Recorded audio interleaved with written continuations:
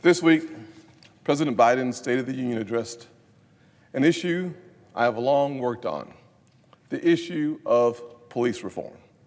After years, and I do mean years, of Democrats touting unpopular defund the police policies, they have finally seen the light. Maybe it's the light on their sinking polling numbers, and are now voicing support for funding our men and women in uniform. Crime is one of the top issues people across this country are facing. Homicides are up 44% in major cities since 2019. And minority communities that have been impacted the most are crying out for help. 85% is the number of the increase from 2019 to 2020 in the murders, the violent crimes in Black and Hispanic communities.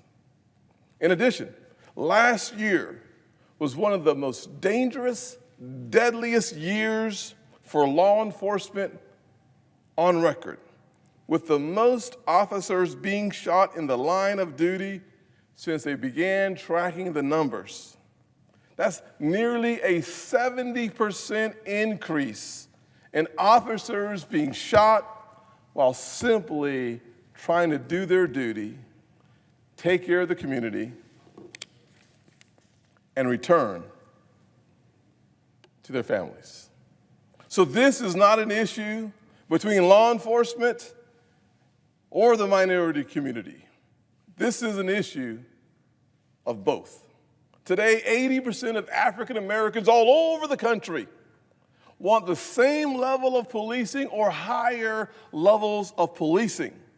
They want their neighborhoods safe because they understand more than anyone else, with the 85% increase, they understand the importance of the presence of character-driven law enforcement officers patrolling our communities. The numbers, they simply do not lie. That's why we must increase funding for police departments so they can have the training and the equipment, the resources necessary to do their jobs, keeping themselves safe and the neighborhoods that they patrol safe at the exact same time. In his speech this week, President Biden named things I've been working on and supporting for years, along with my Republican colleagues. We have literally been supporting the issues he raised for the last 2 or 3 years. My legislation, the Justice Act, was filibustered on this very floor by Senate Democrats in 2020. It contained hundreds of millions of dollars for the very things President Biden, under duress, in a re-election year, for so many Democrats, he is now advocating for. In my bill, as an example, we funded training, we funded storage, and we funded the purchase of more body-worn cameras for our officers because the polling and the stats are undeniable. Violent crime against our officers go down. Violent crime against the community goes down. We funded training on alternatives for the use of force. We funded de-escalation training. We addressed the issues of behavioral health. We funded efforts to ensure law enforcement officers come from diverse backgrounds that reflect the communities that they serve. But Democrats refused to support those efforts. Fast forward to 2021. The legislation that I was negotiating on over the last year would ban chokeholds, with the only exception being the life of the officer. We took a strong stance on no-knock warrants.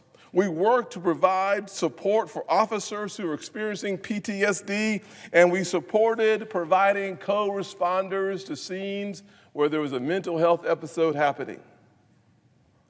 The truth is, we were almost there. Getting a bill done when my negotiating partners left the table. In this election year, I'm glad to hear President Biden and Democrats are now suddenly talking positively about an issue that every community around the country has been talking about for the last 2 years. But I want more than talk. I want to see action. I'm still at the table. I'm still waiting for anyone from anywhere at any time to show up at this table and take care of our police officers so they can continue to take care of our communities.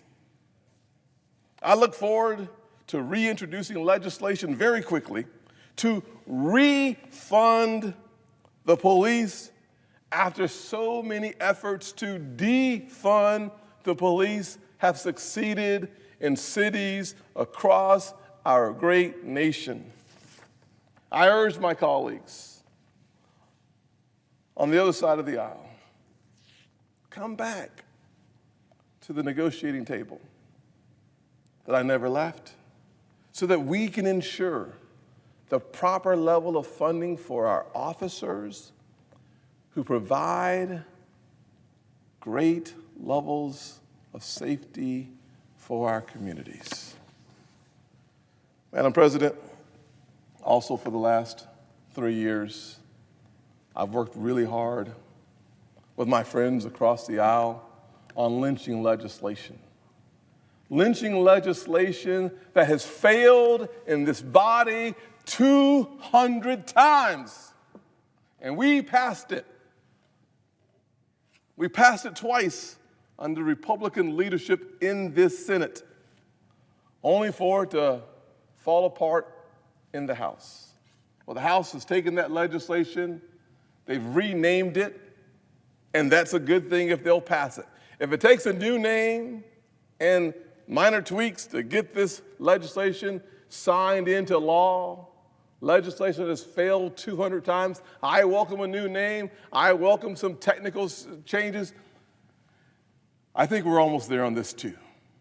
This is the year and now is the time that we do the right thing, not for Republicans or Democrats, but for Americans who've watched with bewildered eyes, confused hearts, their government fall short on issues of importance to them again and again and again. Let this year be the year we put politics to the side and we get it done.